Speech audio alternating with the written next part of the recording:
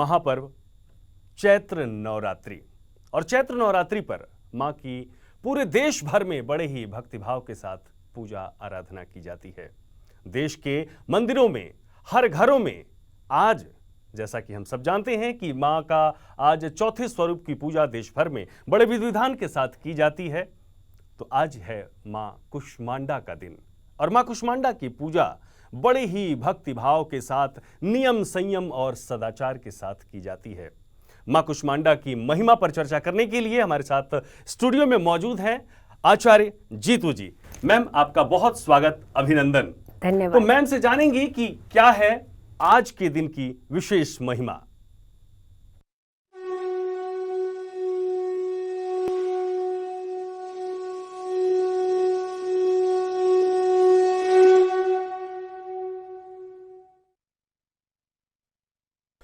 नवरात्र के चौथे दिन मां की पूजा आराधना की जाती है। मां का स्वरूप कैसा है, मां कुष्मांडा की भक्ति से साधक को क्या कुछ प्राप्त हो पाता है, ये सब कुछ जानने के लिए पहले देखिए हमारी एक छोटी सी खास पेशकश।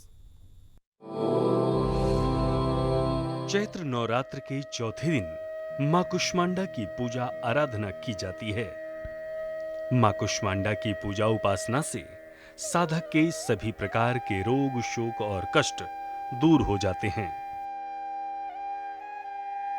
और साधक को आयु एवं यश की प्राप्ति होती है। सुरा संपूर्ण कलशम रुधिरा प्लुतमेव च दधानाम हस्त पद्मयाम कुष्मांडा शुभदास्तु में।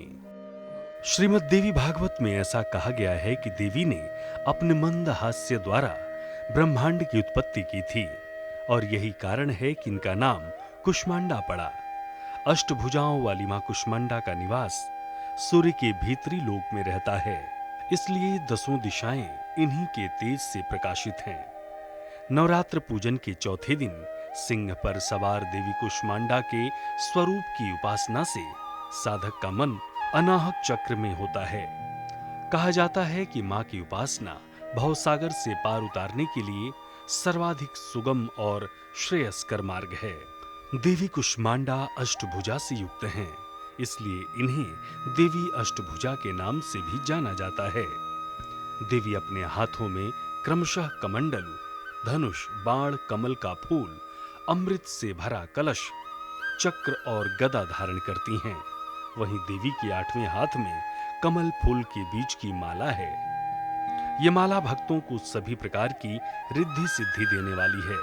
देवी मां अपने प्रिय वाहन सिंह पर सवार हैं। जिस प्रकार ब्रह्मांड के गहन अंधकार के गर्भ से सृष्टि का सृजन 9 ग्रहों के रूप में हुआ, वैसे ही मनुष्य के जीवन का सृजन भी माता के गर्भ में 9 महीने के अंतराल में होता है। मानव योनि के लिए गर्भ के ये 9 महीने नवरात्र के समान होते हैं, जिसमें आत्मा मानव शरीर धारण करती है। वास्तव में नवरात्र का अर्थ शिव और शक्ति के उस 9 दुर्गा के स्वरूप से भी है, जिन्होंने आदिकाल से ही इस संसार को जीवन प्रदायिनी ऊर्जा प्रदान की है और यही प्रकृति और सृष्टि के निर्माण में स्त्री शक्ति की प्रधानता को सिद्ध करता है। देवी पुराण के अनुसार ब्रह्मा जी ने देवी मां की स्तुति में स्वयं कहा है कि आप जगत जननी हैं, सृष्टि धारण करती हैं, आप ही जगत माया देवी, सृष्टि स्वरूपा और आप ही कल्पांतहारी हैं। नवरात्रि महोत्सव पर हजारों की संख्या में श्रद्धालुओं का मंदिरों में तांता लगा रहता है, क्योंकि मां जगत जननी जगदम्बा विपदा और संकट में घिरे भक्तों के लिए तारणहार हैं, मुक्तिकारक हैं और मनोकामना पूरी करने वाली हैं। जय मां कुष्मांडा।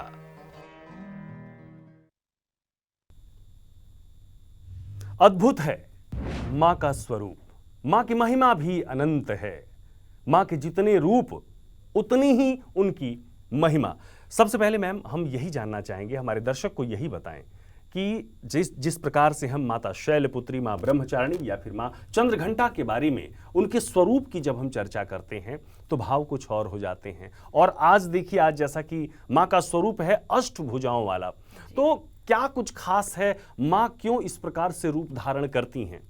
जी, ये हमारे दर्शकों को बताएं। ये सबसे बड़ा हमारे लिए एक जीवन का लेसन भी होता है और एक संकेत भी होता है, और कहीं ना कहीं हमें शिक्षा देते हैं ये सारे संकेत। माँ के हाथ में एक तरफ त्रिशूल है और वहीं दूसरी तरफ कमंडल, यानी आपके लिए शीतलता प्रदान करने वाली चीज़।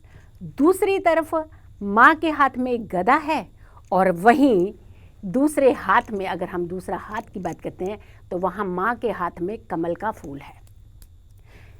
कई सारे संकेत हमें हमारे इर्द गिर्द मिलते हैं, लेकिन हम उन्हें पहचानने का प्रयास नहीं करते हैं। बैलेंस जिंदगी का, यानी अस्त्र शस्त्र भी हैं और वहीं दूसरी तरफ कमंडल भी है उनके हाथ में, धैर्य भी है उनके हाथ में। एक तरफ रोग को नष्ट करने की शक्ति है उनके पास और वहीं दूसरी तरफ मुस्कान हासिल किए आपके जीवन में खुशियों को लाने का संकेत भी देती हैं।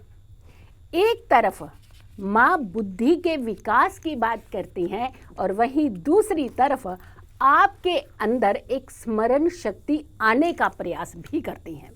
तो यानी कुल मिलाकर के जब हम माँ के स्वरूप की बात करते हैं, उन्हें समझने का प्रयास करते हैं, तो हमारे जीवन में संतुलन कितना ज़रूरी है ये संकेत माँ हमें देती है।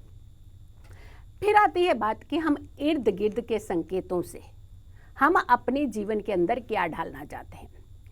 तप पाकर भी आपको खुशियाँ देने वाली माँ, आपके जीवन के हर कष्ट को दूर करने वाली माँ, आपकी स्मरण शक्ति को बढ़ाने वाली माँ और आपके जीवन में आने वाली हर खुशी को दोगुना कैसे किया जाता है, वो है माँ कुष्मांडा का स्वरूप। अब माँ की जब हम बात करते हैं तो हमारे जीवन के अंदर कितना धैर्य होना चाहिए, कितनी उत्तेजना होनी चाहिए, कितनी हमारे जीवन के अंदर शीतलता होनी चाहिए, ये पूरे का पूरा बैलेंस माँ कुष्मांडा हमें दिखाती है। ताप यानी सूर्य की आभा मंडल में रहकर भी आपके जीवन में खुशियों लाने, खुशियों का आपके जीवन में निर्वहन कराना, ये बहुत सारी चीज़ें होती हैं जहां हम अपने जीवन को सुखों की ओर भी ले जा सकते हैं और वहीं कहीं ना कहीं हम अपने जीवन को कष्टों की ओर भी ले जाते हैं। जब हम धैर्य, जब हम बैलेंस, जब हम स्मरण शक्ति, जब हम अपने तेज को नहीं समझते हैं, तभी हमारे जीवन में कष्ट और परेशानियां अपने आप आना शुरू हो जाती हैं। तो कहीं ना कहीं माँ कुष्मांडा का ये स्वरूप हमें धैर्य भी दिखाता है और हमारे जीवन से रोग और कष्ट भी दूर करता है। यकीनन हमारे जीवन से रोग और शोक को भी दूर करता है माँ का ये अद्भुत और दिव्य स्वरूप। और हर रूप जो है माँ का, उससे हमें सीखने की, उससे हमें पढ़ने की और उससे हमें धारण करने की आवश्यकता है। क्योंकि हमारे धर्मशास्त्रों में कहा भी गया है कि धारयति इति धर्मः, यानी कि जो आप धारण करते हैं वही आपका धर्म है। और तो धारण करने की चीज़ क्या है? माँ का जो स्वरूप है, हमारे वेदों, धर्म ग्रंथों और शास्त्रों में जो सीख हमें दी गई है, वही धारण करना ही हमारा धर्म है। मैम, दूसरी बड़ी बात कि आज जो है माँ को क्या कुछ विशेष रूप से हम भोग लगाएं? जी देखिए, सबसे ज़्यादा तो उन्हें कुम्हड़े का ही भोग कहते हैं, बहुत पसंद है, जिसे हम कहते हैं पेठा। पेठे का भोग आज के दिन ज़रूर लगाना चाहिए। लेकिन जैसे हम कहते हैं ना, देश काल पात्र बदलता है तो अवस्थाएं बदल जाती हैं। तो वहीं दूसरी तरफ अगर हम बहुत जैसे वर्किंग लोग हैं, मैं हमेशा वर्किंग लोगों का जिक्र इसलिए करते हैं क्योंकि वही पीछे रह जाते हैं बहुत सारी चीज़ों का फल पाने में, कहीं ना कहीं कहते हैं, क्योंकि वो अपनी ज़िंदगी में, भाग दौड़ की ज़िंदगी में इतना व्यस्त रहते हैं क्योंकि उनके ऊपर जिम्मेदारियों का बहुत सारा बोझ होता है। लेकिन हम चाहते हैं कि वो कभी पीछे ना रहे, क्योंकि माँ का कोई भक्त भी निराश नहीं होना चाहिए। माँ आए हैं और हर भक्त के चेहरे पे मुस्कान आ जानी चाहिए। एप्पल यानी सेब, सेब का भोग भी आप उन्हें लगा सकते हैं, पेठा का भोग आप उन्हें लगा सकते हैं, मालपुए का भोग आप लगा सकते हैं। बुद्धि, बल और स्मरण शक्ति का विकास होता है। वहीं एक तरफ रोग दूर होते हैं, वहीं दूसरी तरफ आपके जीवन में एक बैलेंस और साथ के साथ एक मनोबल का प्रवाह होता है। तो माँ को आप साधारणतया तरीके से या तो कुम्हड़े का भोग लगा सकते हैं, या फिर आप सेब यानी उन्हें एप्पल का भोग लगा सकते हैं, या फिर उन्हें मालपुए का भोग लगा सकते हैं और ये भोग आप पूरे दिन में किसी समय भी लगा सकते हैं। हम सीमा तय नहीं कर सकते, क्योंकि जब देश काल पात्र की बात आती है तो वहाँ सीमा की बात नहीं आती, वहाँ भाव की बात आती है, वहाँ भावना की बात आती है। तो आपके भाव सही होने चाहिए, आपकी भावनाएं सही होनी चाहिए, आपकी नीयत सही होनी चाहिए, क्लियर होनी चाहिए, और माँ की स्मरण शक्ति में कोई कमी नहीं होनी चाहिए।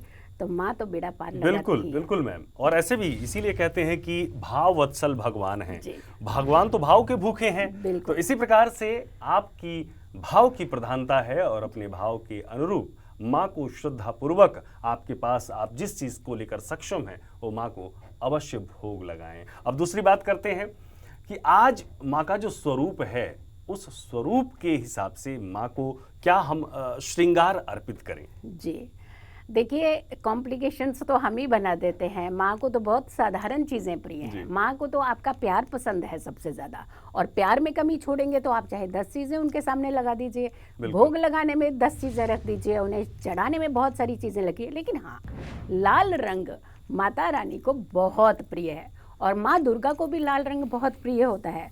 तो लाल रंग की चुनरी, लाल लाल चूड़ियाँ, लाल रंग की बिंदी, ये ज़रूर माता रानी को अर्पित कीजिए। और हाँ, ये ध्यान रखिए, सबसे ज़्यादा हम लोगों के लिए बहुत इजी वे क्या होता है कि सिर्फ दिन की पूजा नहीं, रात्रि, नवरात्रि, 9 रातें जब तक आप पूजा पूर्ण नहीं करते तो माँ की पूजा भी पूर्ण नहीं होती। तो इसीलिए कहते हैं कि 9वीं रात्रि की पूजा ज़रूर कीजिएगा। तो रात्रि में भी आप ये सारी चीज़ें अर्पित कर दीजिए। आप माँ के मंत्रों का भी जाप कीजिए, माँ का स्मरण कीजिए, और कुछ भी नहीं कर सकते, मान लीजिए आपको मंत्र भी नहीं बोलने आते हैं या आप माँ की पूरी शक्ति लेना चाहते हैं, तो कुछ नहीं, सीधा आप माता रानी के सामने बैठ जाइए, शांत मन कीजिए, शांत चित्त कीजिए, क्योंकि सूर्य के तेज के पास अगर किसी का बल है जाने का तो माँ कुष्मांडा का ही है। तो सोचिए कितने ताप के पास में जाकर भी आपको एक मुस्कान देती हैं वो। और दूसरा बल होता है सूर्य के पास जाने का, मरकरी यानी बुध का। तो ये दो जो बैलेंस हैं ये बहुत ज़रूरी है हमारी ज़िंदगी में, हमारे जीवन में। तो इसीलिए सूर्य की पूरी एनर्जी आपको मिलने वाली है। और कहते हैं जिनकी कुंडली में सूर्य सबसे अच्छा होता है उन्हें कभी भी नौकरी में दिक्कत नहीं आती। उसी के उपाय इस बार हम राशियों के देंगे। राशियों के लिए हमने स्पेशली उन लोगों के लिए उपाय रखे हैं जहां नौकरी और कर्म यानी काम नहीं रुकना चाहिए, नौकरी में कोई दिक्कत नहीं आनी चाहिए, तो आपका जीवन जो है वो तो अच्छा ही होता है। बिल्कुल बिल्कुल मैम। आज के दिन की यदि हम बात करें तो कुछ खास विशेष मंत्र, कोई एक छोटा सा मंत्र जो हम घर से बाहर निकलते हुए, चूंकि सुबह का समय है और लोग अपने नित्य कार्य के लिए अपने दफ्तर, अपने ऑफिस जाएंगे, तो कौन सा ऐसा कुछ मंत्र हो विशेष जिसे जप करते हुए वो घर से बाहर जाएं, जिसमें कोई बाधा ना हो और माँ की कृपा उन्हें सहज ही प्राप्त हो जाए?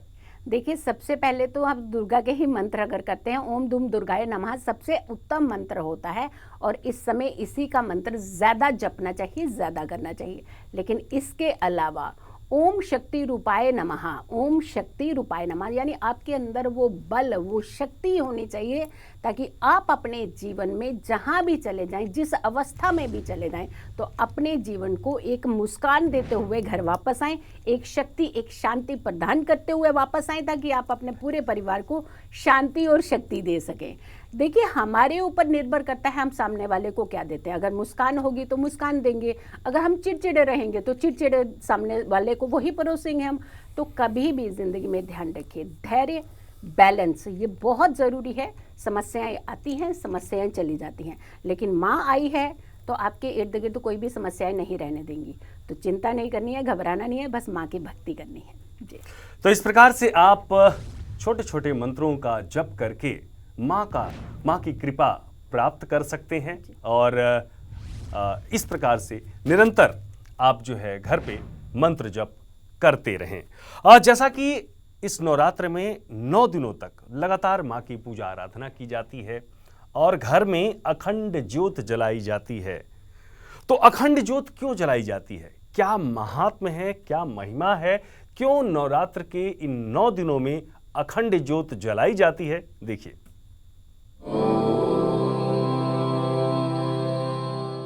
ऋषि परंपराओं का देश है भारत, आस्था और विश्वास भारत भूमि पर सिर्फ जन के मन में ही नहीं, कण कण में विद्यमान है। सदियों से इस सनातन धर्म में यज्ञ, हवन, पूजा पाठ और सभी प्रकार के शुभ अवसर पर ज्योति जलाई जाती है। खासकर आद्य शक्ति मां भगवती की पूजा आराधना के महापर्व नवरात्र में, चैत्र नवरात्रि हो या शारदीय नवरात्रि, 9 दिनों तक अखंड ज्योति बड़े ही श्रद्धा भाव के साथ प्रज्वलित की जाती है। अखंड ज्योति मां दुर्गा के प्रति हमारी अखंड आस्था का प्रतीक स्वरूप होती हैं। अखंड ज्योति इसलिए भी जलाई जाती है कि जिस प्रकार विपरीत परिस्थितियों में छोटा सा दीपक अपनी लौ से अंधेरों को दूर भगाता रहता है, उसी प्रकार हम भी मां भगवती की आस्था का सहारा लेकर अपने जीवन के अंधकार को दूर कर सकते हैं। पौराणिक मान्यता अनुसार मंत्रमयो दधि में कहा गया है कि दीपक या अग्नि के समक्ष किए गए जप का साधक को 1000 गुना फल प्राप्त होता है। वहीं कहा यह भी गया है, दीपम धृतयुतम दक्षे तेल युतः च वामतः, अर्थात घी युक्त ज्योति को जगत जननी मां जगदम्बा के दाहिनी ओर और तेल युक्त ज्योति देवी मां के बाईं ओर रखनी चाहिए। मां दुर्गा के समक्ष अखंड ज्योत पूरे 9 दिनों तक अखंड रहनी चाहिए, जिसके लिए हम एक छोटे दीपक का प्रयोग कर सकते हैं। जब भी अखंड ज्योति में घी डालने की आवश्यकता हो, या फिर बत्ती ठीक करनी हो, या फिर गुल झाड़ना हो, तो छोटा दीपक अखंड दीपक की लौ से जलाकर अलग रख लें, और जब अखंड दीपक को ठीक करते हुए ज्योति बुझ जाए तो छोटे दीपक की लौ से अखंड ज्योति पुनः जला लें। यहाँ एक बात का ध्यान जरूर रखें कि छोटे दीपक की लौ को घी में डुबो कर रखें। इस प्रकार से मां दुर्गा की कृपा आप पर बनी रहेगी और आपकी आराधना पूर्ण होगी। जय माता दी।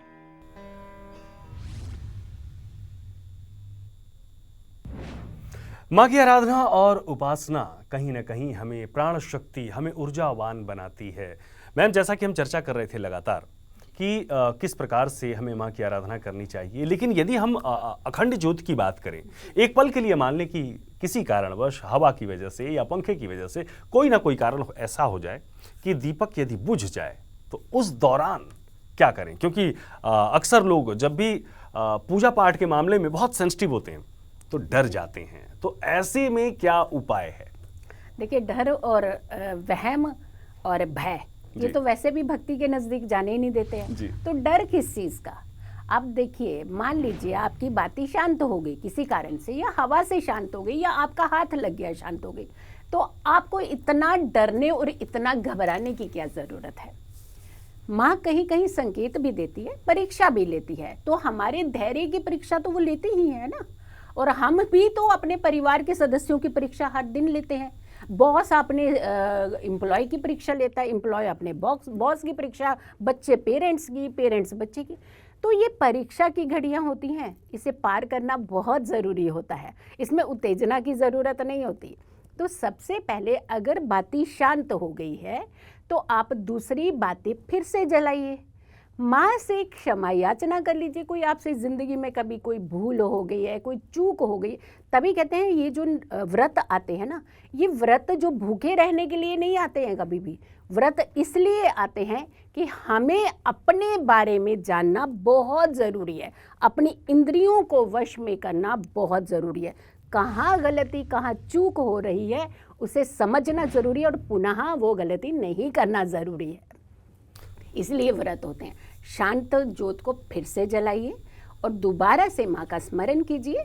फिर से आप नवरात्रि पूर्ण कीजिए। मान लीजिए आप चतुर्थ में आपकी ज्योत बुझ गई या आपकी तृतीय नवरात्रि में ज्योत बुझ गई, तो बाकी के 6 नवरात्रि आपने क्यों खराब कर रहे हैं? माँ की जितनी शक्ति आपको 6 नवरात्रि में मिलनी चाहिए तो वो तो आपने खंडित कर दी स्वयं। तो घबराना नहीं है, बिल्कुल डरना नहीं है। तो आपने दोबारा उस ज्योत को जलाना है और पूरी श्रद्धा भाव से जलाना है। माँ कभी निराश नहीं होती हैं। गलतियाँ हम हर दिन करते हैं, लेकिन हमारे माता पिता हमें क्षमा नहीं करते क्या?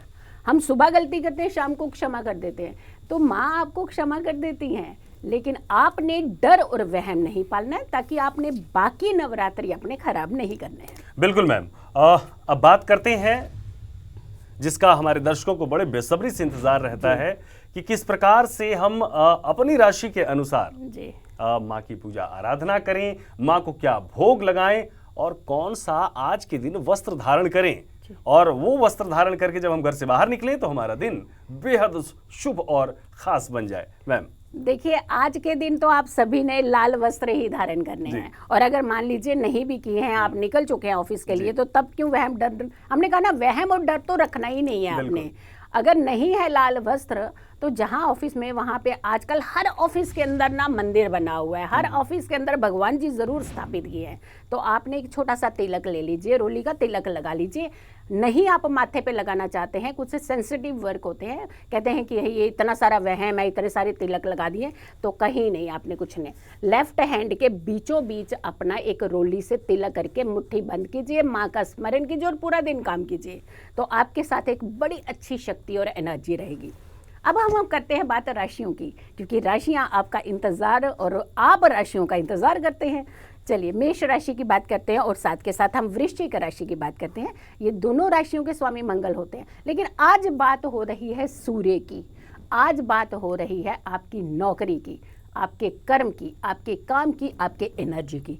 तो मेष राशि वालों को तांबे का एक छोटा सा पात्र, कटोरी, जो भी आपके घर में है, उसे साफ कर लीजिएगा, और सूर्य अस्त के बाद आपने माता रानी को 2 फूल लाल रंग के जरूर अर्पित करने हैं। ओम घृणी सूर्याय नमः, इस मंत्र का एक माला जाप जरूर कीजिए, लेकिन हाँ, माता रानी को पीछे नहीं रखना है, क्योंकि माता रानी का स्मरण सबसे ज्यादा जरूरी है। ओम दुम दुर्गाय नमः, इस मंत्र का भी जाप आपने जरूर करना है। तो दोनों एक एक माला जाप कर लीजिए, आपके जीवन में ना परेशानी आएगी और ना कष्ट आएंगे। इनफैक्ट आपका जीवन जो है वो खुशियों से भरा हुआ होगा। अगली राशि की 2 राशियों की बात करते हैं, यानी वृष राशि, हम टॉरस की बात करते हैं, और साथ के साथ लिब्रा यानी तुला की बात करते हैं।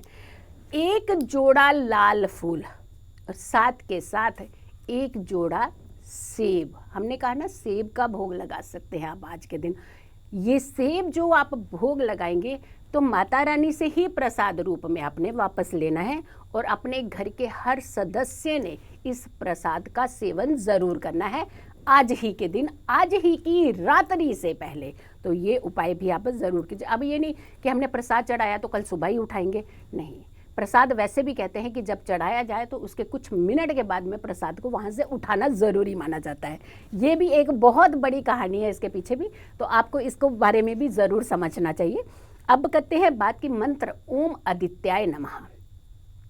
आपने इस मंत्र का जाप करना है, दिन में किसी भी समय मन के अंदर 28 बार इस मंत्र को पढ़ लीजिएगा, तो आपके पास भी सूर्य की आभा की शक्ति ज़रूर पहुंच जाएगी, और आपकी जीवन में खास करके नौकरी में परेशानी नहीं आएगी। ये साल के अंदर ऐसी नवरात्रि होते हैं जहां माँ कुष्मांडा की पूजा के साथ साथ सूर्य की पूजा करने से आपके जीवन में कर्म भाव बहुत स्ट्रांग होता है। मिथुन राशि की बात करते हैं, जेमिनाई की बात करते हैं, और साथ के साथ हम बात करेंगे वर्गो यानी कन्या राशि की। ओम सूर्याय नमः, इस मंत्र का जाप 28 बार 108 बार पूरे दिन में किसी भी समय कर लीजिए, और साथ के साथ लाल फूलों की पत्तियां शाम के समय रात्रि से पहले आप ज़रूर अर्पित माता रानी को कर दीजिए। और रात्रि की बात आती है तो रात 12 बजे तक की बात कर रहे हैं हम लोग, कैसा ना हो कि हम 6 बजे नहीं पहुँचते, हम 7 बजे घर पहुँचते, 8 बजे पहुँचते, आप 10 बजे चढ़ा दीजिए, तो माता रानी इंतज़ार करती रहेंगी आपका। जब तक आप पत्तियाँ नहीं चढ़ाएंगे तब तक माता रानी कैसे कहेगी कि आपने उनको मनाया है या नहीं मनाया है, तो आपने इस चीज़ का ध्यान रखना है। कर्क राशि की बात करते हैं, इनके पास एक स्वामित्व है, यानी कर्क राशि के स्वामी जो होते हैं वो चंद्रमा होते हैं। आपके लिए आज के दिन लाल तिलक लगाना बहुत ज़रूरी है, किसी भी समय लगा लीजिए, जहाँ जिस अवस्था में है वहीं लगा लीजिए, और नहीं तो आप हाथ में, तो हम बता ही चुके हैं कि हाथ की हथेली के बीच में लगा लीजिए, तो भी आपके पास लाभ ही लाभ आएगा। सिंह राशि की बात करते हैं तो सिंह राशि वालों के लिए लाल वस्त्र पहनना वैसे ज़रूरी है, अदरवाइज आप तिलक लगा सकते हैं और 2 लाल फूल माता रानी को अर्पित कर दीजिएगा। अगली 2 राशियों हैं धनु और मीन, यानी इनके स्वामी होते हैं और इन्हें करना चाहिए ओम भास्कराय नमः 108 बार ही पढ़ना। आपके लिए कोई गुंजाइश नहीं है 28 टाइम्स की, तो आपने ये ज़रूर करना है और साथ ही साथ लाल फूलों की माला अगर अर्पित कर सके तो रात तक आप कर सकते हैं। आखिरी राशि है मकर राशि और कुंभ राशि। इनके शनि देव जो होते हैं वो होते हैं लॉर्ड न्याय के देवता हैं और सूर्य के पुत्र हैं, इसे तो मनाना ज़्यादा ज़रूरी है। तो शनि देव का दिन है, थोड़ी सी आप पूजा बेशक कर लीजिए और साथ के साथ ओम सूर्याय नमः इस मंत्र का जाप कर लीजिए। बिल्कुल, तो आप इस प्रकार से मंत्रों का जप निरंतर करते रहें और माँ की कृपा प्राप्त करते रहें। नवरात्रि के चौथे दिन की जो शुरुआत है, हम उम्मीद करते हैं आप इसी भाव और इसी कामना के साथ करेंगे, जिससे कि माँ कुष्मांडा की कृपा आपको सहज ही प्राप्त होती रहे। माँ बड़ी दयालु हैं। सनातन धर्म संस्कृति में हमारे कहा गया है कि 33 कोटि देवी देवता हैं, लेकिन सभी जगहों पर भाव की प्रधानता है। सूर्य समाचार पर इसी समय कल फिर आपसे होगी मुलाकात और जानेंगे माँ के पंचम स्वरूप स्कंद माता की महिमा के बारे में और बताएंगे आपको सबसे सरल विधि और विधान जिससे बने आपके सभी बिगड़े काम। मैम, आप हमारे स्टूडियो में आई और हमारे दर्शकों को इतनी महत्वपूर्ण जानकारी बताई, आपका बहुत बहुत धन्यवाद। जय माता दी, धन्यवाद। तो इस प्रकार से आप निरंतर चैत्र नवरात्रि में माँ की भक्ति, आराधना, पूजा, साधना निरंतर करते रहें और देखते रहें सूर्यास्त समाचार। नमस्कार।